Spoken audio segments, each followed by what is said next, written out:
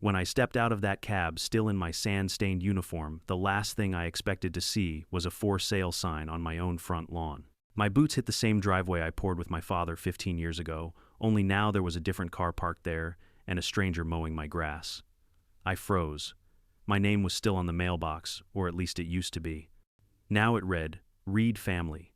A woman in pearls and sunglasses stormed out, yelling, "Excuse me, sir, this is private property." Private property. My property. I'd just spent 14 months in Iraq thinking about coming home to peace and quiet. Instead, I was staring at the house I built, owned, and paid for, now occupied by people who swore they bought it through the HOA. I didn't know it yet, but I was about to discover how deep greed runs behind manicured lawns and perfect fences. Before we dive in, tell me where you're watching from, your city and local time, and hit that subscribe button for more crazy HOA revenge stories like this one. The woman's voice still echoed in my ears long after she'd slammed the door. I just stood there, duffel bag hanging off my shoulder, staring at the familiar porch I'd dreamed about every single night overseas. The color of the shutters, the creak of the old front step, the oak tree I planted when I bought the place, it was all there. Except it wasn't mine anymore. I took a deep breath, trying to calm the tremor in my hands. I wasn't some hot-headed kid anymore. I'd served 2 tours, earned my discipline the hard way. But this hit deeper than any firefight. My home was supposed to be my safe zone, and now it looked like I'd been erased from it completely. The woman in pearls, later, I'd learn her name was Brenda Whitmore, the HOA president, had called someone. Within minutes, a white SUV rolled up. A man in a pastel blue polo stepped out, wiping his hands with a microfiber cloth like he was afraid to touch anything that wasn't polished. He looked me up and down. "Can I help you?" he asked, voice dripping with the kind of fake politeness that made my blood pressure spike. "Yeah," I said, squaring my shoulders. "You can tell me why you're living in my house." The man blinked, confused at first. This is our house. We bought it from the HOA 6 months ago. Foreclosure sale. Everything's legal." My laugh came out dry and sharp. "Foreclosure? I've been deployed in Iraq. My mortgage is paid automatically. My HOA dues too." He shrugged, already losing interest. "Talk to the HOA then. Brenda handles all that." Brenda was standing on the sidewalk, now arms crossed, face tight with irritation. "Mister, whoever you are, you can't just show up here making accusations. The HOA followed proper procedure. If you failed to respond to delinquency notices, that's on you." Something in me snapped. "Lady, I was serving my country. There's a law against exactly this kind of thing." Her eyes narrowed behind oversized sunglasses. "Then maybe you should have left someone to handle your responsibilities." I wanted to scream. Instead, I took out my wallet, pulled out my driver's license, my deed copy, even my Army ID. "Mark Lawson," I said, voice steady but ice cold.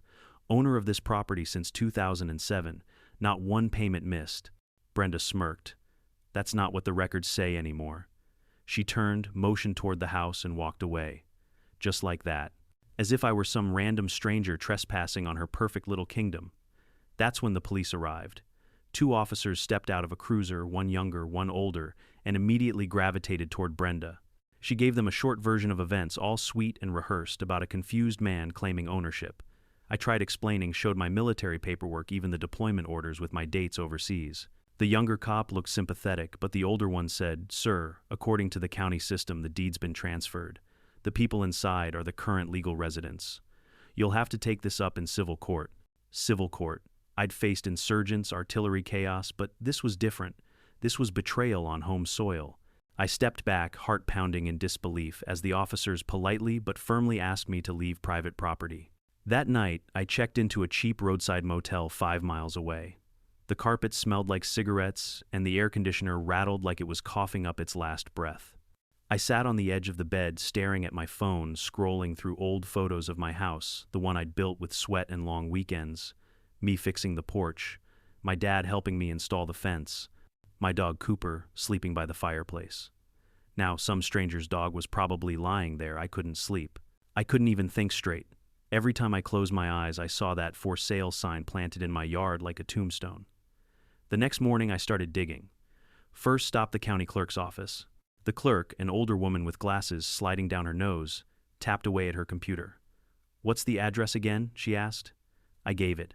Waited. Then she frowned. "Looks like your property was sold by the Cedar Ridge Homeowners Association for unpaid dues and maintenance violations. Foreclosure filed 9 months ago." My jaw dropped. "That's impossible. I never even got a notice. She shrugged.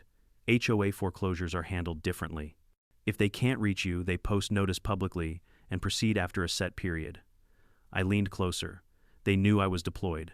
I filed all my leave and deployment paperwork with the post office and the HOA before I left. She murmured, clicking a few more times. It says they sent letters to your address, but all returned undelivered. After that, they listed it as abandoned. Abandoned. They had labeled a soldier's home as abandoned while he was fighting overseas. That word alone made my stomach twist. I asked for copies of everything, filings, notices, sale records. I paid the ridiculous fee, stuffed the documents into a folder, and left with a mission burning in my gut. By afternoon, I was standing outside the HOA office, a shiny little building that looked more like a boutique salon than an administrative center. Through the glass door, I could see Brenda sipping coffee behind a granite counter. When she noticed me, her expression shifted instantly from annoyance to a smug kind of confidence that made me want to rip the blinds off her window. "Mr. Lawson," she said smoothly, "I trust you're here to apologize for the misunderstanding." I slammed the folder onto her desk. "You sold my house while I was serving in Iraq. You broke federal law." Her lips curled into a smile. "Everything we did was within our rights. You were delinquent on fees, and we followed proper channels. If you want it back, talk to your lawyer."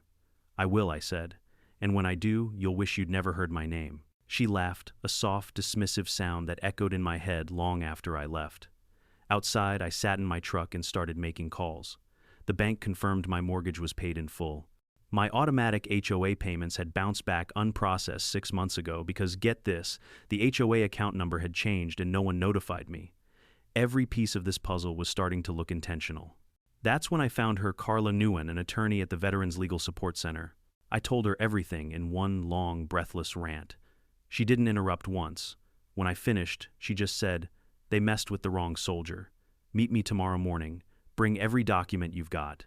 I didn't know it yet, but that call would be the turning point. Because the moment I walked into her office the next day with a folder full of lies and a lifetime's worth of anger, I wasn't just Mark Lawson, the guy who lost his house. I was Mark Lawson, the man who was about to make the entire HOA regret underestimating a soldier's return. Carla's office was small but organized files stacked neatly, an American flag on the wall, and a plaque that read, "Justice delayed is justice denied." The kind of place where real battles happen only without the dust and rifles. She sat across from me, eyes sharp behind square-framed glasses. "Let's start with the basics," she said, flipping open my folder. "You were deployed in Iraq during the time of the alleged foreclosure. 14 months straight," I said. "I left everything in order. Mortgage paid, HOA fees on auto-withdrawal, emergency contact listed. There was no reason for anything to go unpaid." Carla nodded, scanning the documents. "I see the HOA listed multiple fines here: unmowed lawn, excessive weeds, unapproved mailbox color, adding up to thousands of dollars." I almost laughed. "I hired a landscaping company before I left. They sent me photos every month." "You're telling me they fined me for grass while I was dodging mortars?" Carla raised a brow. "I've seen this before. Some HOAs get drunk on power, especially when they think no one's watching. But in your case," she tapped the foreclosure date with her pen, "this happened after you were deployed. That means it likely violates the Service Members Civil Relief Act. Which means, it means what they did could be not just illegal but criminal." For the first time since landing home, a flicker of hope sparked inside me. Carla promised to contact the county and request all meeting minutes, payment records, and correspondence between the HOA board and their attorney. "We'll subpoena everything if we have to," she said. "But first I want to see this place for myself." That afternoon we drove to my old neighborhood, Cedar Ridge Estates. The sun was bright, but the air felt cold. Everything looked too perfect. Freshly painted fences, trimmed hedges, identical mailboxes. The kind of place where appearances mattered more than decency. As we walked toward my house, the same blue SUV was parked in the driveway. The new owner, Scott Reed, was unloading groceries. He froze when he saw us. Carla stepped forward, introducing herself. "Mr. Reed, I'm representing Mr. Mark Lawson. We have reason to believe the sale of this home was conducted unlawfully." Scott's eyes darted toward Brenda's house across the street, where a pink watering can sat abandoned on the lawn. He looked nervous, defensive. I bought it fair and square," he stammered. "Public auction, everything signed off." Carla smiled politely. "I'm sure you did. But it seems the HOA failed to mention that the property's previous owner was serving active duty overseas. That makes the sale invalid." Scott's face drained of color. "I didn't know that." Carla handed him a business card. "You might want to find a lawyer of your own, because this is about to get ugly." As we turned to leave, Brenda emerged from her porch, arms folded, voice sweet and venomous. "You just can't let it go, can you, Mark? The community voted. The sale's final." Carla didn't even flinch. "Funny thing about the law, Miss Whitmore, it doesn't care much about your community votes." Brenda's smile faltered for the first time. We drove off, but my hands were shaking on the steering wheel. "She's not scared," I muttered. "She thinks she's untouchable." Carla's eyes stayed on the road ahead. They always do. Until they realize we've got the receipts. The next few days were a blur of paperwork and phone calls. Carla's office sent certified letters to the county registrar, the HOA's law firm, and even the bank handling the escrow. What came back made my blood boil. The HOA board, led by Brenda, had filed 5 separate violations within 2 months of my deployment. Every one of them for neglect. They claimed the yard was overgrown, the exterior paint fading, and the driveway non-compliant. It was all nonsense. The landscaper, a guy named Ricky, still had my payment records. When I called him, he almost dropped the phone. "Dude, you're back. Man, I wondered why they told me to stop coming. Brenda said you'd sold the place." Paid me through August, then canceled the contract. "She canceled it?" I asked, voice tightening. "Yeah," said the homeowner, "meaning you wasn't paying dues anymore and the HOA took over." I gripped the phone so hard my knuckles went white. They hadn't just stolen my house, they'd staged it piece by piece. Ricky sent photos he'd taken for proof: freshly mowed lawns, repainted fence, perfectly maintained property. Timestamp dated, undeniable. When I showed them to Carla, she smiled like a chess player seeing checkmate. "Perfect," she said. "Now we can prove malicious intent." But it got worse. The county clerk called 2 days later. "Mr. Lawson, I thought you'd want to know those HOA meeting minutes you requested. They're odd. They were notarized by a woman who doesn't exist in the state database." "What do you mean doesn't exist?" "She's listed as the notary for half the HOA's documents. Her commission number belongs to someone who died 3 years ago. Fake signatures, forged documents." It was a full-blown racket. That night, I sat in my truck outside the HOA office. Lights were on inside. Through the window, I saw Brenda and 2 board members laughing over takeout glasses of wine on the table. My chest tightened. I wasn't just angry anymore, I was disgusted. They'd taken advantage of my absence, my service, my trust. They'd turned my home into their profit. I pulled out my phone and recorded a short video. The sign out front read Cedar Ridge, HOA Building Community Integrity. I whispered into the camera, "Integrity died here a long time ago." The next morning, Carla introduced me to a private investigator named Evan Doyle, a quiet, methodical guy who'd once worked financial crimes for the state. "Let me guess," he said, flipping through the documents. "HOA fraud ring, happens more than you'd think. Let's see how deep this one goes." Within a week, he uncovered a pattern. Brenda's HOA had foreclosed on 3 other homes in the past 2 years, under maintenance, neglect, or abandonment. 2 of those houses were later sold to relatives of board members, one to Brenda's cousin, another to her brother-in-law. Evan even found a bank transfer trail, tens of thousands, siphoned from HOA reserve funds into shell companies labeled maintenance contractors. Carla's eyes gleamed when she saw the report. "This isn't just a civil case anymore," she said. "This is fraud, embezzlement, and possibly racketeering." For the first time in months, I felt something close to satisfaction. We filed a federal complaint citing the Service Members Civil Relief Act and multiple counts of property fraud. The HOA's attorney tried to stall, claiming everything was a clerical misunderstanding, but the evidence was ironclad. Still, Brenda kept her chin high, parading around the neighborhood like nothing was wrong. She hosted HOA brunches, planted flowers, smiled for photos. But the whispers had started.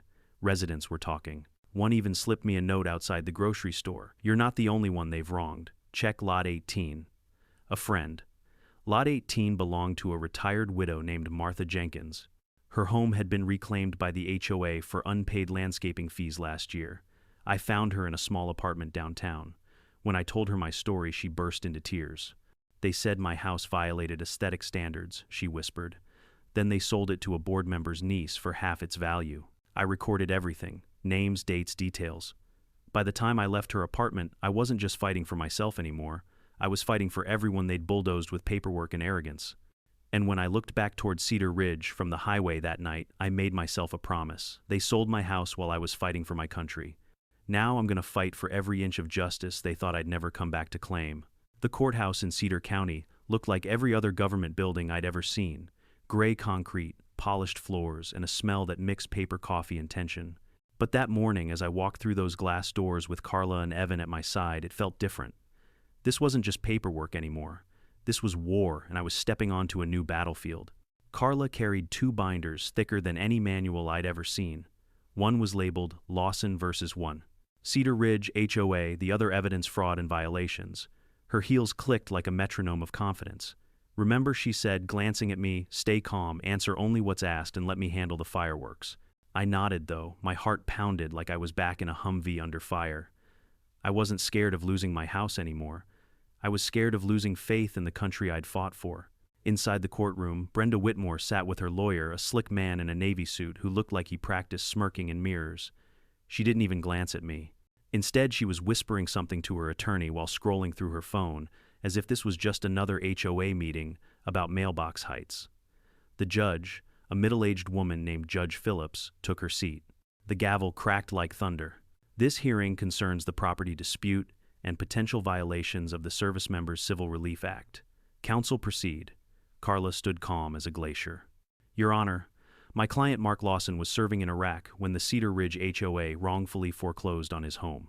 We will show evidence that the foreclosure was illegal, that the HOA board acted with malicious intent, and that the sale was part of a pattern of fraudulent behavior."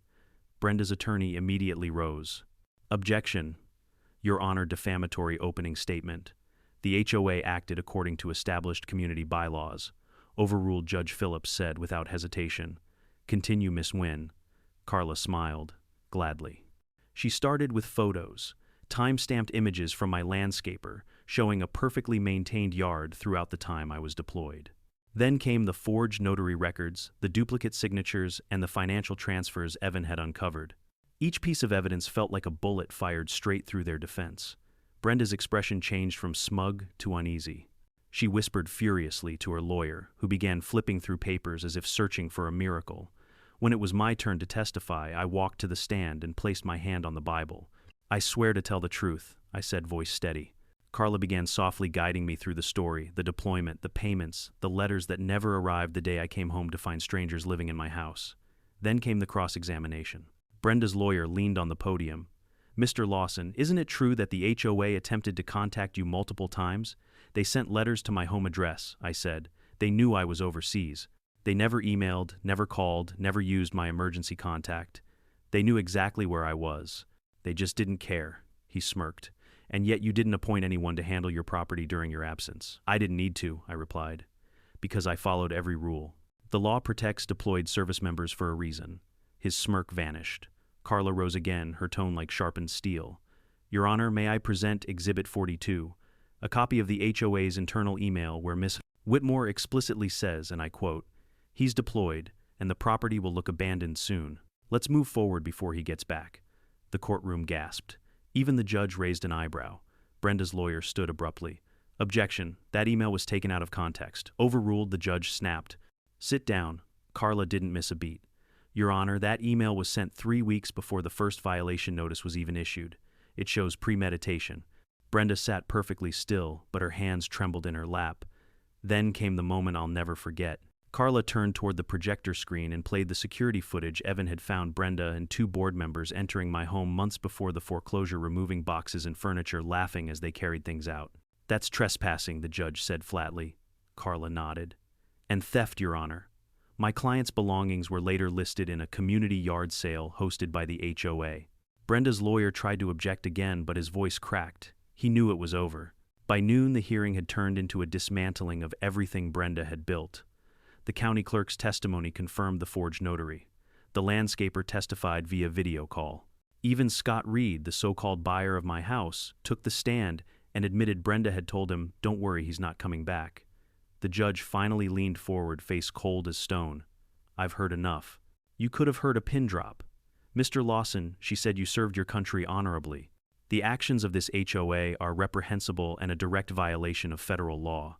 Effective immediately, your property is to be returned to you in full. Furthermore, the HOA board is fined and held liable for damages, legal costs, and restitution of all personal belongings."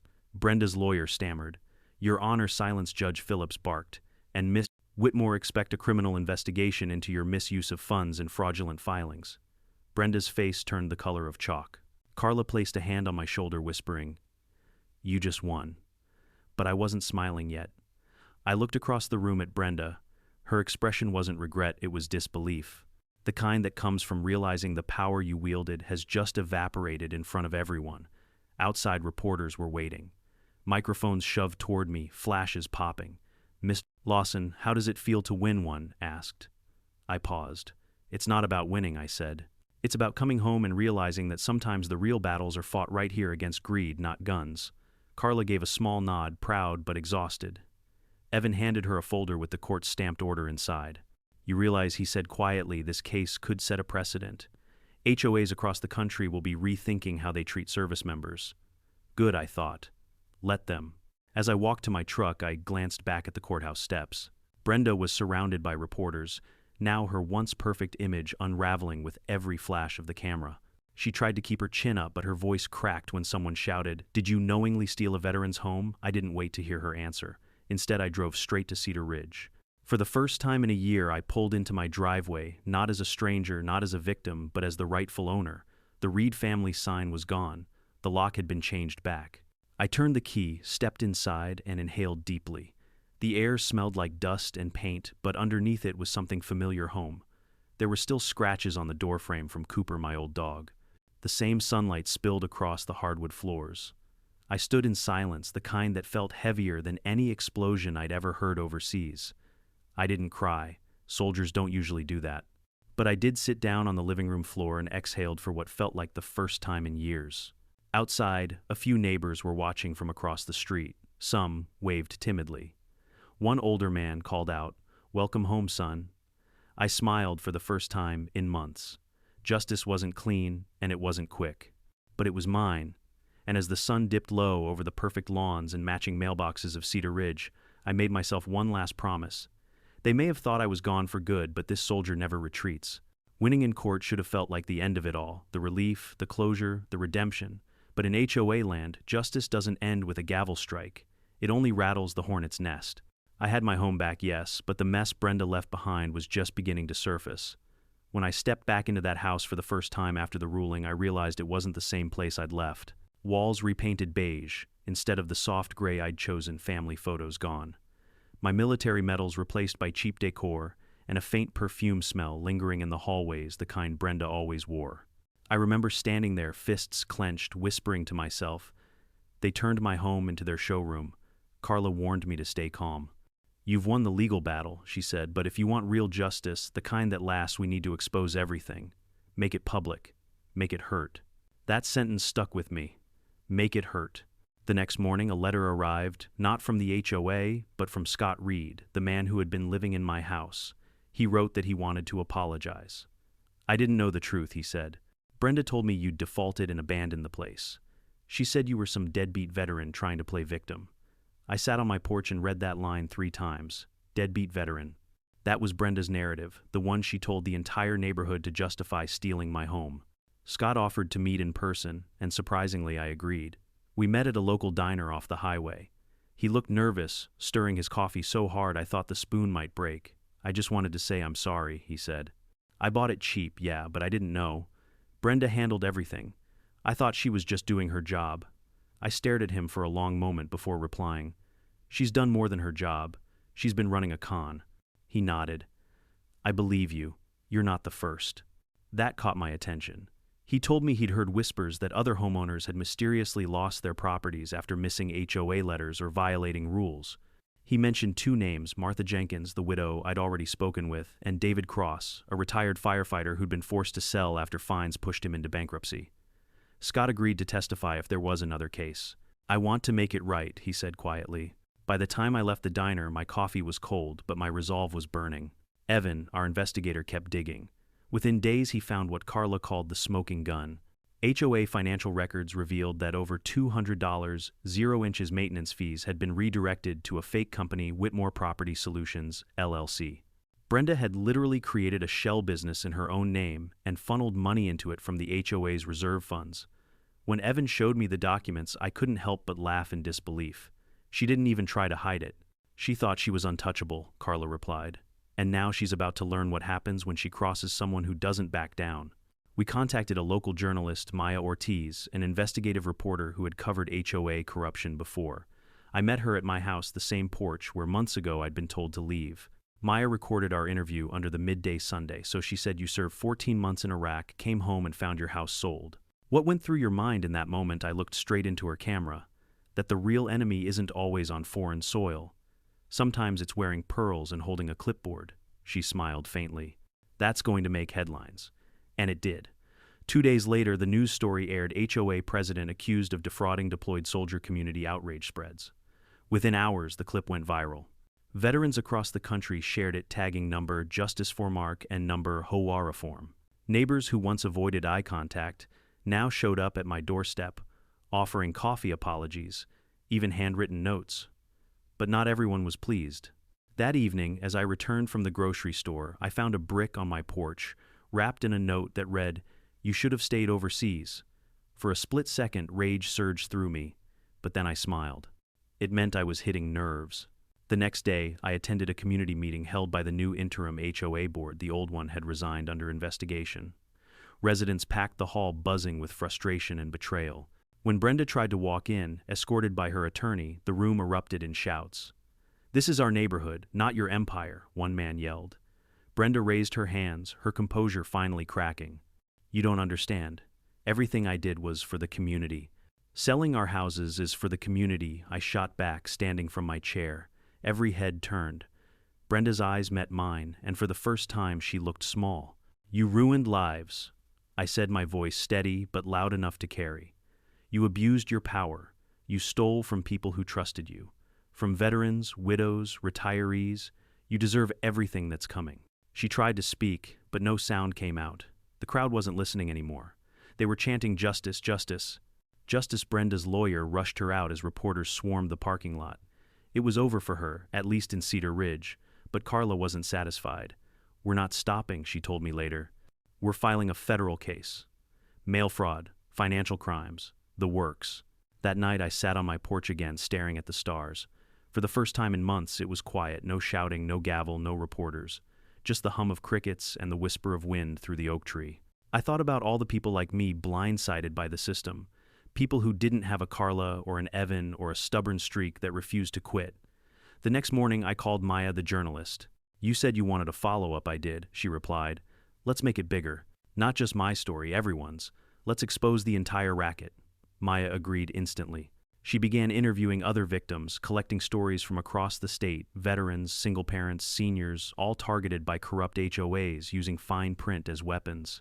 A week later, the Cedar Ridge scandal aired as a full documentary segment on national television. The footage of Brenda's arrogance, my testimony, and the courtroom reveal played coast to coast.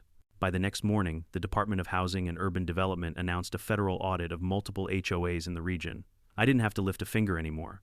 The truth was doing the heavy lifting. 2 weeks later, Evan called with one last update.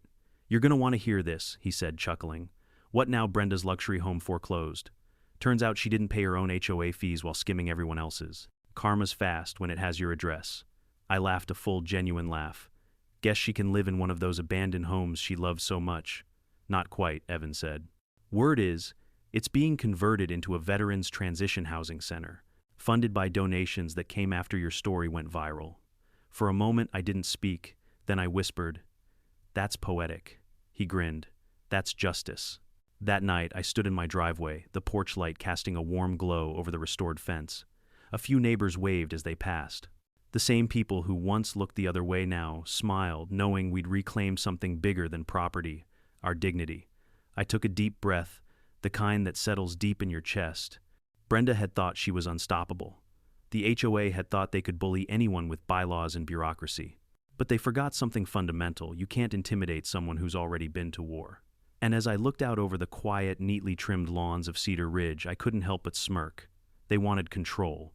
I gave them consequences. When the second court date came, the criminal trial, this time Cedar County's courthouse looked like a battlefield dressed in marble and microphones. News vans lined the street, cameras flashing, and a sea of veterans in uniform filled the steps.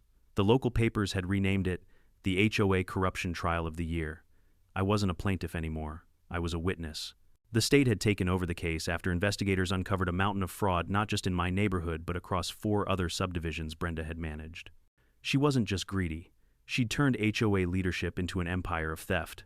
As I stood in the hallway outside the courtroom, I could hear people whispering my name. That's the soldier whose house she sold. I didn't feel like a hero. I just felt tired. But when I saw Carla walking toward me, all business in her dark blazer and steel gray eyes, I straightened up. "Ready to do this?" she asked. I nodded. "Let's finish it." The courtroom was packed to the rafters. Brenda sat at the defense table in a pale pink suit, the same color she'd worn the day she called me a trespasser. This time she wasn't smiling. Her hair was unkempt, her hands twitching. Behind her, her former board members looked just as grim. The prosecution opened with evidence from Evans' investigation, forged documents, falsified meeting notes, and fake maintenance companies. One by one, the witnesses took the stand, former HOA members, clerks, even Scott Reed. Scott's voice trembled as he spoke. "I was told by Miss Whitmore that the previous owner had abandoned the house. I bought it for half its value. I didn't know the truth," the prosecutor asked. "And did you later learn that the homeowner was deployed overseas in military service?" Scott swallowed hard. "Yes. I learned from the news. I was horrified." Brenda didn't look up. Then it was my turn. The bailiff called my name and I walked to the stand. My boots echoed in that silent room. I swore my oath, then met the prosecutor's eyes. "Mr. Lawson," he began, "tell the court, in your own words, what you came home to." I took a slow breath. I came home to a stranger mowing my lawn, a woman shouting at me to leave, and a piece of paper taped to my own front door saying the property was sold through the HOA. I thought it was a joke. It wasn't. The room was so quiet I could hear the hum of the ceiling lights. The prosecutor nodded. "And what did you later learn about how your home was taken, that Brenda Whitmore and her board fabricated violations? They listed me as non-responsive, even though I was overseas serving my country. They changed the HOA's payment account, bounced my automatic payments, and filed foreclosure without notifying my emergency contact. Then they sold my house to her brother-in-law for half its value." Someone in the gallery muttered, "Unbelievable." I continued, voice steady but rising with every word. "They didn't just take a house. They took years of my life, everything I built, and laughed about it." When I glanced toward Brenda, she was trembling. Her lawyer whispered something, but she didn't respond. The prosecutor displayed a slide on the projector, the infamous email. "He's deployed. The property will look abandoned soon. Let's move forward before he gets back." Gasps filled the courtroom. The prosecutor asked quietly, "Do you recognize this email, Mr. Lawson?" "Yes," I said. "It's the proof of what I already knew. They weren't enforcing rules. They were hunting prey." Carla, sitting behind the prosecution bench, gave me a proud nod. When it was Brenda's turn to testify, the air thickened with tension. She adjusted her glasses, hands shaking. Her voice, once commanding, now sounded small. I didn't intend to harm anyone," she began. "I was just following HOA procedure." The prosecutor pounced. "Procedure? You mean forging signatures, transferring funds to your own company, selling property without consent?" Her eyes darted around. "I didn't forge anything. I delegated that to the secretary." "And who hired the secretary?" Brenda hesitated. "I did."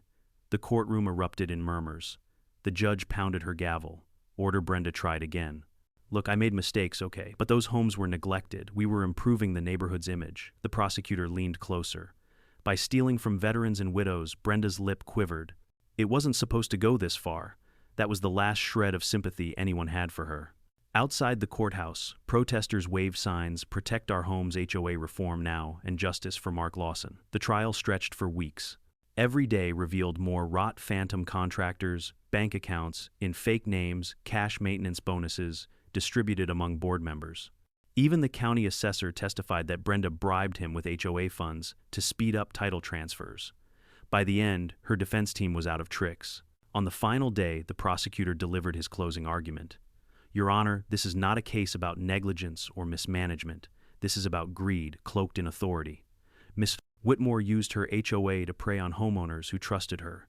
And in the most despicable act of all, she exploited a man serving his country, a man who couldn't fight back because he was fighting for us." He turned toward me. "Justice demands more than restitution. It demands accountability." Brenda stared straight ahead, her face pale as marble. The judge's ruling came down like thunder. "This court finds the defendant, Brenda Whitmore, guilty on all counts: fraud, embezzlement, forgery, and violation of the Service Members Civil Relief Act. She is hereby sentenced to 12 years in state prison." Gasps rippled through the crowd. Veterans saluted. Carla squeezed my shoulder. Evan clapped once under his breath. Brenda was led away in handcuffs, her head bowed. As she passed me, she whispered, barely audible, "I just wanted control." I didn't answer. Because control was exactly what she'd lost over her board, her image, her life. Outside, the air felt cleaner somehow. Cameras flashed again, reporters shouting for quotes. One of them asked Mr. Lawson any final words for Miss Whitmore. I paused, looking straight into the lens. She thought she could take my home while I was serving overseas. Turns out she built her own prison instead. That clip aired everywhere that night. The next morning, the headlines were relentless. HOA president sentenced for fraud against soldier. Justice served in Cedar Ridge. Emails poured in from veterans across the country, men and women, thanking me, sharing their own stories of HOA harassment and unfair treatment. A retired Marine in Arizona wrote, "You didn't just win for yourself, brother. You won for all of us." That message hit harder than any medal I'd ever received. Weeks later, Carla called. "You should know," she said, "the state's attorney just opened a task force on HOA fraud. They're calling it the Lawson Initiative." I laughed in disbelief. "You're kidding." "Not even a little," she said. "You're the face of reform now." I didn't want to be anyone's face.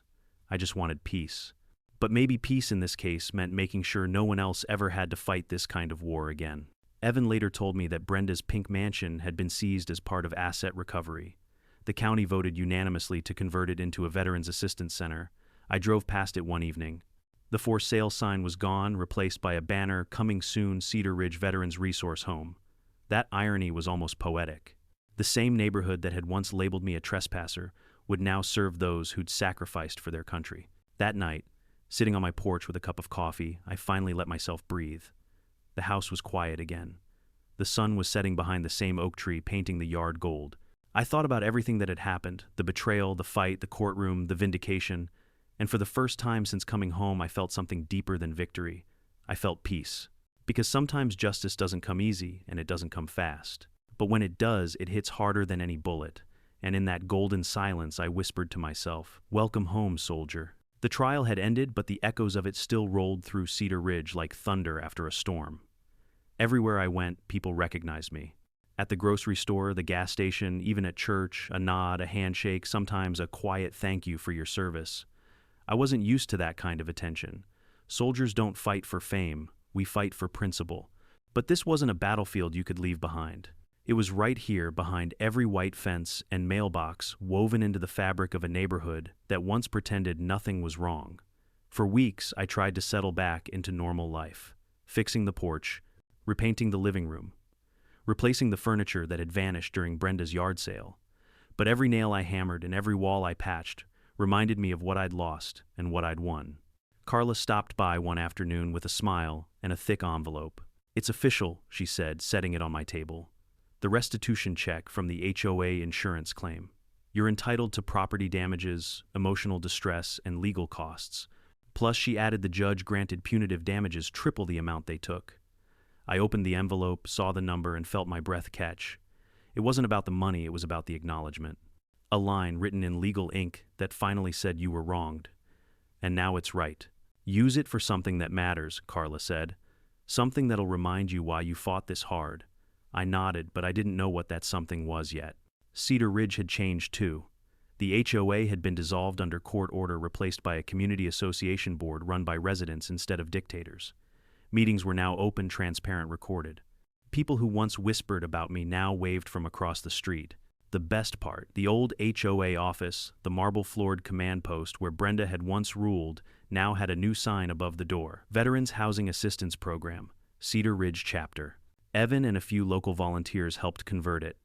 "Feels good," he said, rolling a coat of paint across the wall, turning a place of corruption into a place of service.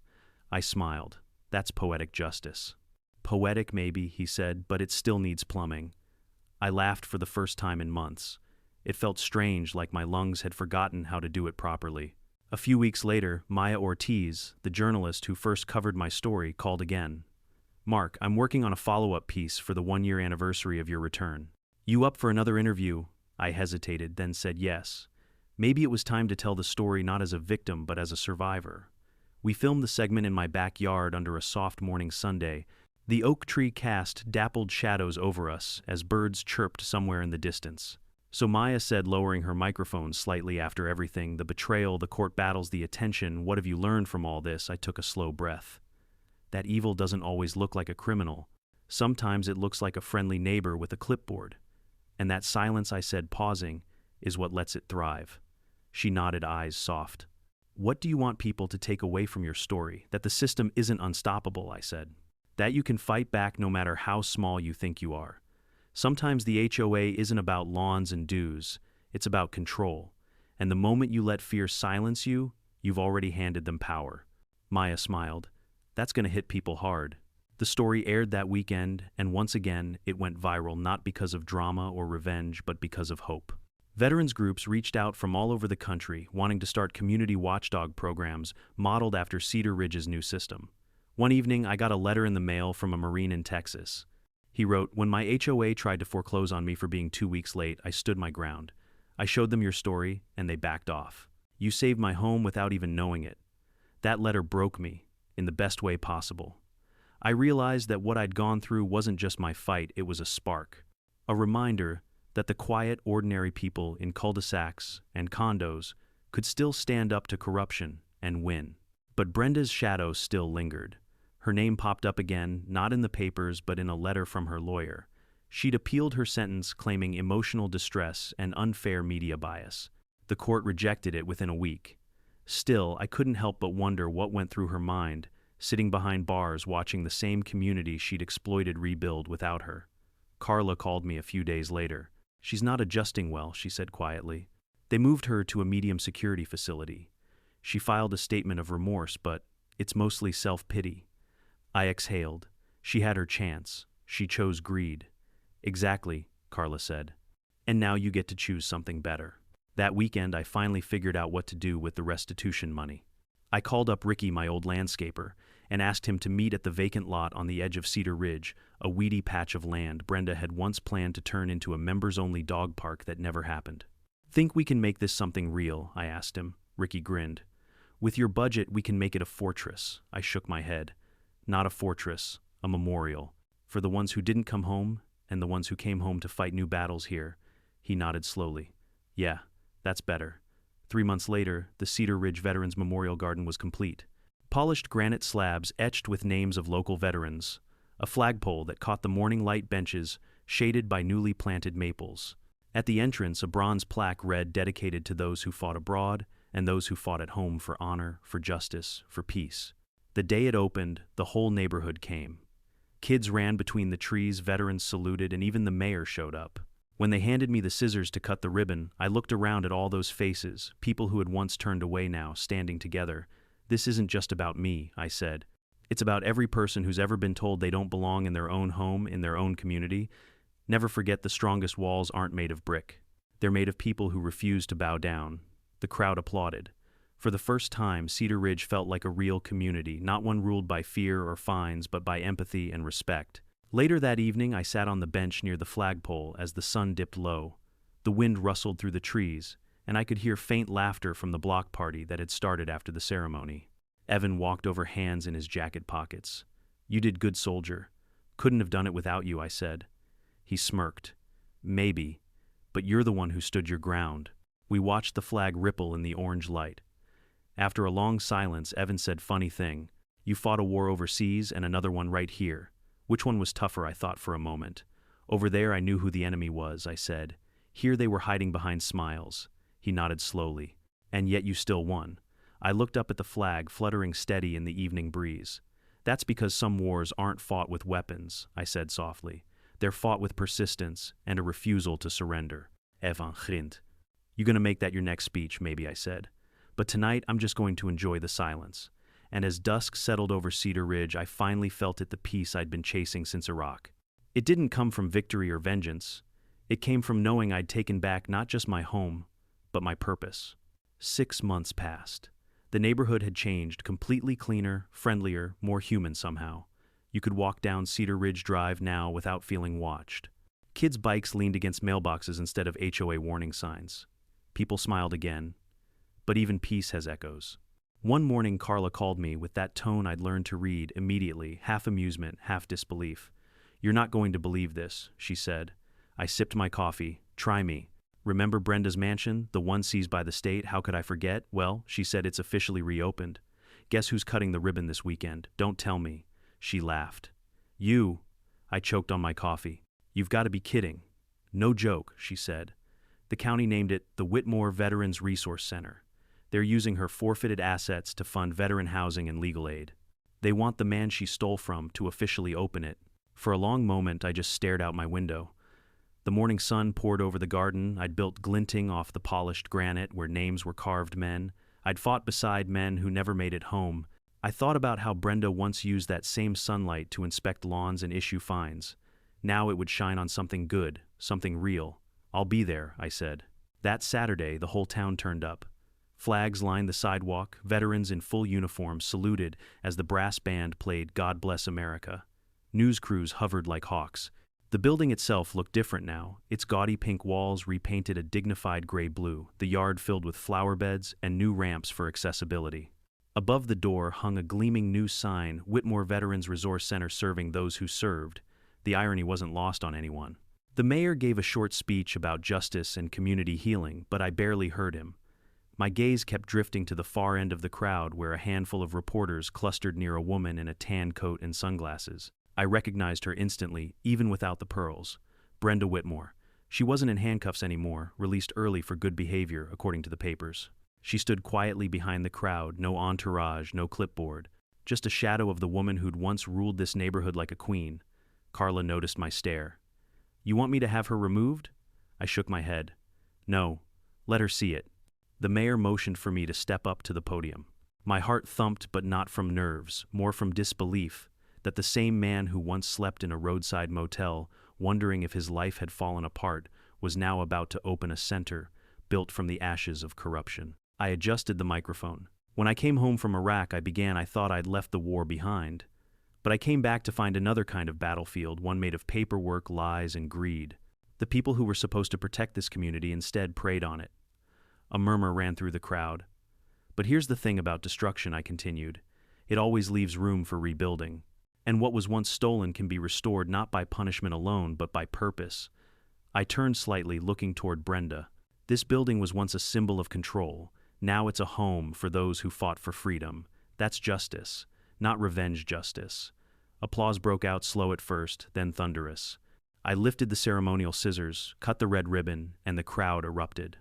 The band struck up again, cameras flashed, and a group of veterans unfurled the American flag above the doorway. As the celebration carried on, I saw Brenda slip quietly away through the side street. No one stopped her. No one jeered. She didn't need public humiliation. Her punishment was already permanent. She had to live, knowing that the empire she built now served the people she'd tried to destroy. A few weeks later, I received a letter in a plain envelope. No return address. Just my name written in shaky handwriting. Inside was a single sheet of paper. "Mark, I saw what you did at the center. You turned something ugly into something good. I can't undo what I did to you, but I can try to make peace with it. I'm working as a janitor at a community shelter now. Maybe that's where I belong." Brenda, I sat there for a while, reading it over and over. I didn't forgive her, not completely, but for the first time I believed she understood. Sometimes that's enough. Life moved on. The Veterans Resource Center became a hub of activity. We offered free legal aid housing, referrals, even mental health counseling. The same walls that once echoed with HOA meetings now heard the laughter of kids and the quiet pride of men and women rebuilding their lives. Scott Reed, the guy who once lived in my house, became one of our biggest donors. He showed up one day nervously holding an oversized check. "For the center," he said.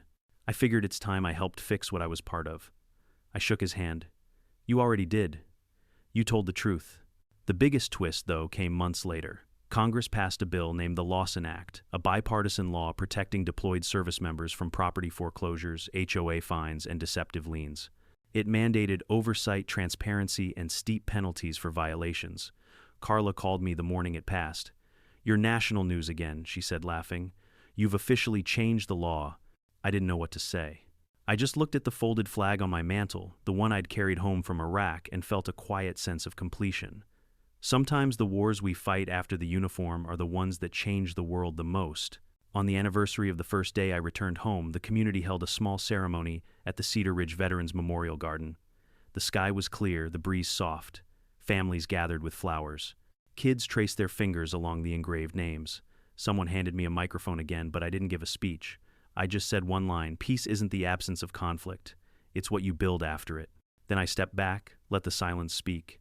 That evening, I walked home through the neighborhood, past the trimmed lawns, past the house that had started it all. My house. The porch light glowed softly. The oak tree rustled overhead. As I unlocked the door, Cooper, the old golden retriever I'd adopted again after all those months, apart came bounding up, tail wagging like he understood everything. I knelt down and scratched his ears. "Yeah, buddy," I whispered. "We're finally home." The house was quiet, but not empty. Every creak of the floorboards, every flicker of light, every breath felt earned. I poured a glass of whiskey, stepped onto the porch, and watched the stars rise over Cedar Ridge. The same sky I'd stared at halfway across the world now felt close again. Brenda was gone. The HOA was gone. The fear was gone. All that remained was peace and a story that would outlive us both. This story isn't just about one man or one corrupt HOA. It's about every person who's ever been pushed down by power and told to stay quiet. It's proof that integrity still matters, that even when greed hides behind rules and bureaucracy, truth always finds a way to rise. If you're watching this and facing your own kind of fight, whether it's an unfair system, a controlling neighbor, or a wall of silence, remember, this justice doesn't happen overnight. It happens because ordinary people refuse to give up. HOAs can take your fence, your fees, even your peace of mind, but they can't take your courage, not unless you hand it to them. So stand up, fight back, and speak out. Because sometimes the loudest sound in the world isn't anger. It's the quiet dignity of someone who refuses to be erased. What would you have done in my place? Comment below, share your thoughts, and don't forget to subscribe to Crazy HOA for more unbelievable stories of justice, karma, and revenge.